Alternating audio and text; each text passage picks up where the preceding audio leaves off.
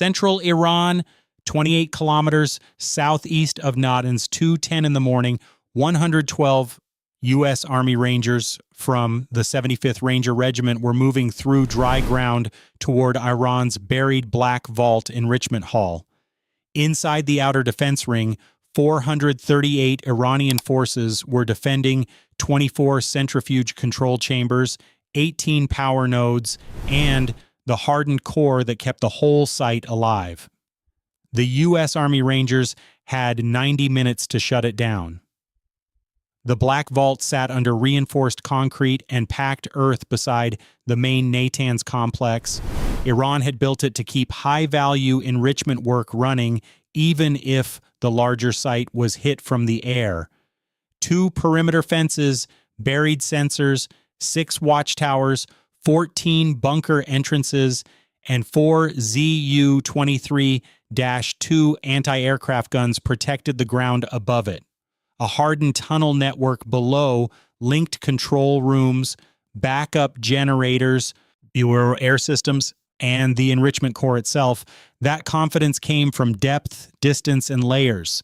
The nearest quick reaction barracks sat 11 kilometers away. The closest armored reserve sat 19 kilometers away. Iranian forces inside the compound had PKM machine guns on fixed lanes, DSHK heavy guns over the inner yard, RPG-7 teams near the tunnel mouths, and sealed blast doors in every critical corridor. The U.S. Army plan was simple. Alpha element would cut the northern fence and seize the tower line. Bravo element would breach the western service tunnel. Charlie element would hit the southern generator block and kill power. Delta element would move through the east drainage channel, destroy communications, and block reinforcements. At 2:14, the assault began. 4 suppressed shots dropped the first tower guards. Date Cord opened 2 fence lanes at once. Alpha ran through the dust and took the north wall before the nearest Iranian forces could turn their weapons. Bravo reached the service tunnel and placed a linear charge on the outer hatch. Charlie crossed the generator yard under darkness and stacked on the first steel door. Delta slid through the drainage cut and moved low toward the radio mast. For 18 seconds, the whole site was silent. Then every alarm came alive together. Iranian forces reacted in pieces. 1 squad rushed the north wall, another ran toward the western tunnel. 2 pickup trucks with DSHK guns tried to swing around the inner road. Alpha stopped the first squad with M4A1SO PMOD 2 rifles and 1 burst from a M249 SAW. Bravo blew the outer hatch inward and entered before the smoke cleared. Charlie killed the yard lights with 2 shots, placed C4 on the generator control panel, and dropped the first bank of backup power. Delta fired thermite into the radio cabinet, cut the mast feed, and planted an AT-4 round into the first truck before it reached the bend. At 2:16, Alpha pushed tower to tower. The Rangers used MK-18 CQBR carbines in the tight stairwells and cleared 3 positions in less than 2 minutes. Iranian forces fired back from sandbag bays near the central road. A PKM pinned 1 fire team behind a low wall. A Ranger rolled a grenade, the burst broke the gun line, and Alpha moved again. From the command post, Iranian officers still believed this was a raid on the outer yard only. They sent 34 men north and 26 men west. That split weakened both fronts at once. Bravo was already deeper than Iranian forces expected. The western service tunnel bent twice before reaching the first blast door. 2 defenders waited behind pipes with AK-74 rifles. The point man saw 1 shadow, fired first, and the second defender ran. A breacher fixed a shaped charge to the locking bar. The blast door blew inward. Bravo entered a maintenance corridor lined with cable trunks and cooling ducts. 1 MK-48 Mod 0, team set at the rear junction and locked down the cross hall. Another fire team moved straight toward the control spine marked on the raid model. Charlie hit the southern generator block at 2:18. Iranian forces there had 29 guards and 1 DSHK on a roof cradle. The gun opened late. A Carl Gustav M3 round smashed the cradle and threw the weapon clear. Charlie crossed the yard in 2 bounds. C4 charges shattered the second generator room. At 2:20, Delta reached the East Communications bunker. 8 Iranian forces inside tried to transmit a full contact report before the lines dropped. Delta placed a shaped charge on the entry lock, rushed through the dust, and cleared the bunker room by room with Mk-18 CQBR carbines. A field radio survived the first blast. 1 Ranger crushed it, then set thermite across the switch rack. Outside, 2 RPG-7 teams moved toward the drainage cut. Delta saw them first. A short burst from an M24 OB machine gun hit the lead pair. The rest pulled back behind concrete pipe sections and waited for more men. 6 minutes into the operation, the whole compound was fighting blind. The outer lights were out, the main radio net was down.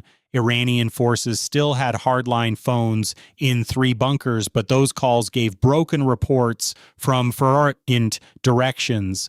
Some officers believed 40 attackers had landed by helicopter. Others believed 200 U.S. Army Rangers had already reached the core. The truth sat between those guesses, and the confusion helped the assault keep its speed. Alpha reached the inner yard at 2:22.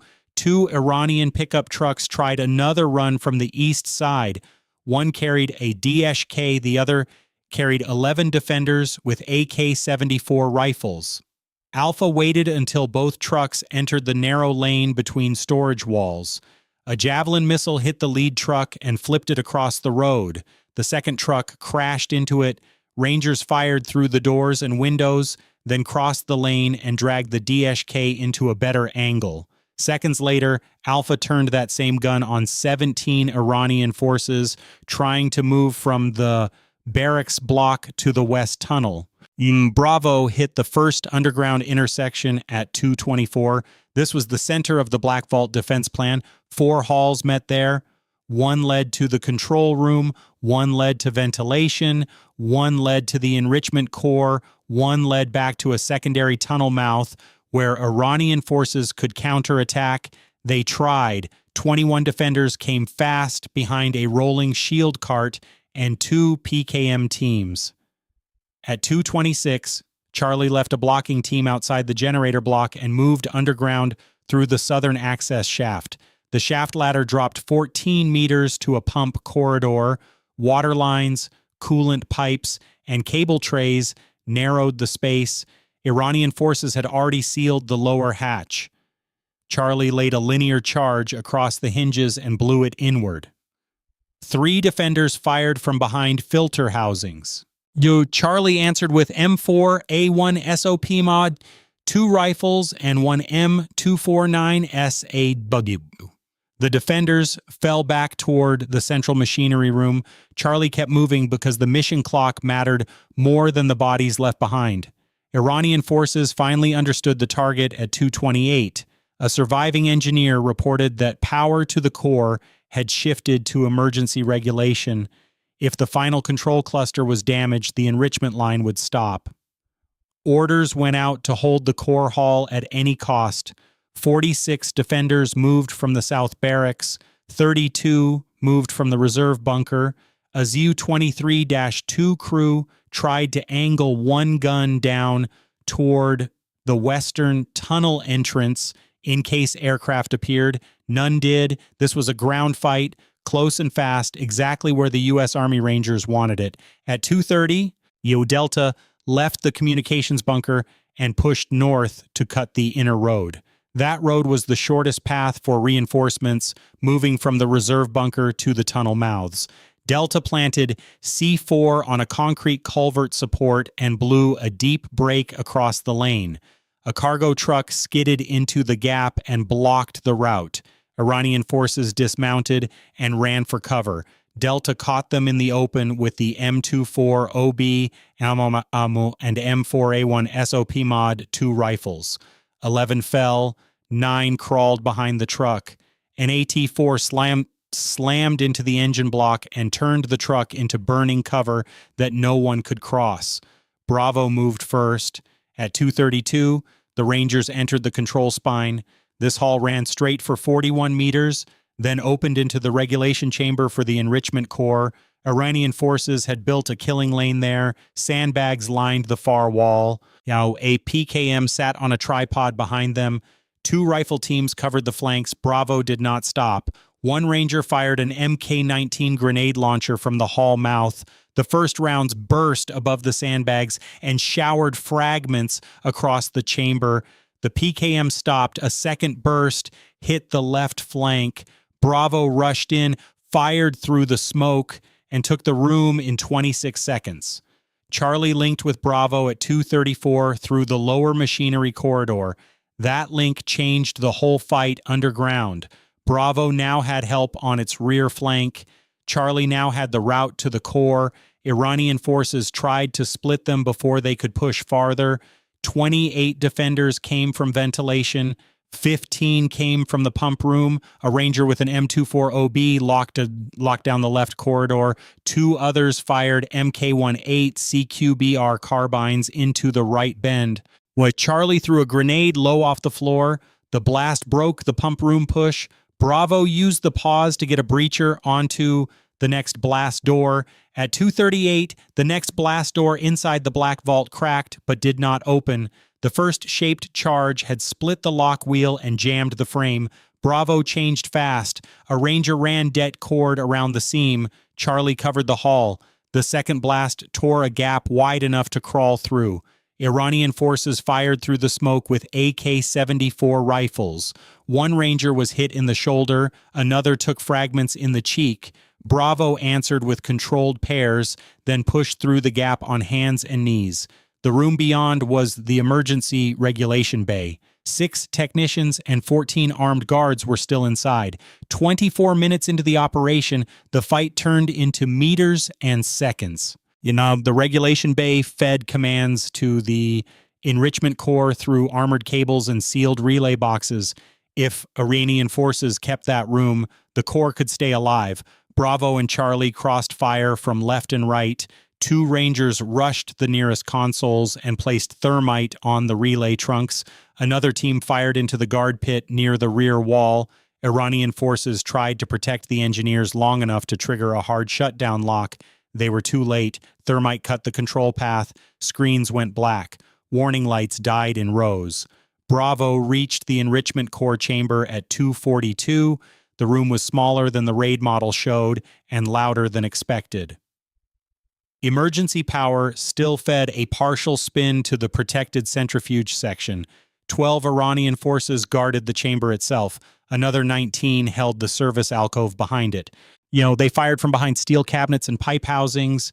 Bravo split instantly. One team fired high, one team fired low. Charlie sent a Carl Gustav M3 round into the service alcove. The blast crushed the rear defenders and tore open the access rack behind them. A breacher ran forward, slapped thermite packs on the core control bus, and pulled back. Bright fire poured across the panel face.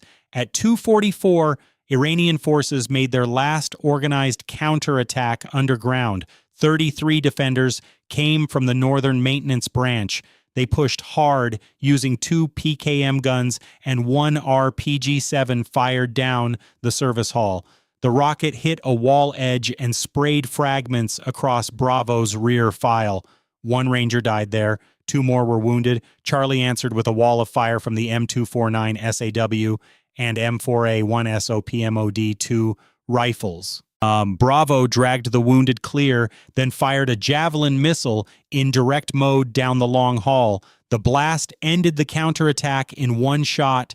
Dust rolled through the chamber like smoke from a furnace, and when it cleared, no organized defense remained below. At 2:50, Bravo and Charlie started the underground withdrawal. 2 Rangers dragged the body of the fallen breacher. 4 more carried the wounded in soft litters made from straps and cut conduit. Iranian forces tried one last desperate move. 9 defenders came from a side hatch Bravo had already cleared. They ran straight into the rear security team and were dropped in seconds by Mk-18 CQBR IGOR carbines. Bravo reached the western tunnel hatch. Outside, Alpha had already secured the lane. Charlie set the final charge on the outer hatch frame and blew it after the last Ranger crossed, sealing the tunnel behind them. By 2:54, all 4 elements were moving off the objective. Extraction trucks, hidden in a dry industrial yard 4 kilometers away, started forward on time. Iranian reserve vehicles finally reached the outer perimeter from the south road, but rubble, burning trucks, and cut communications had delayed them too long. One vehicle mounted a ZU-23-2 and tried to fire across the compound.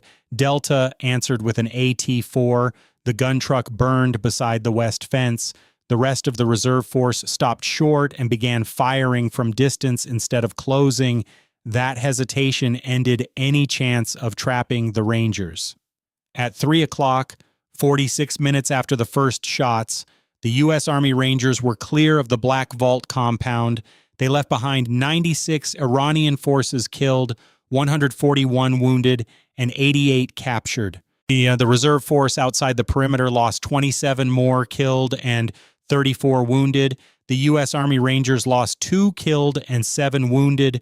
They destroyed 24 centrifuge control chambers, 18 power and relay nodes, 3 backup generator halls, 4 communications rooms, 5 tunnel entries, 7 vehicles, 2 DSK heavy guns, and 1 ZU-23-2 anti-aircraft gun.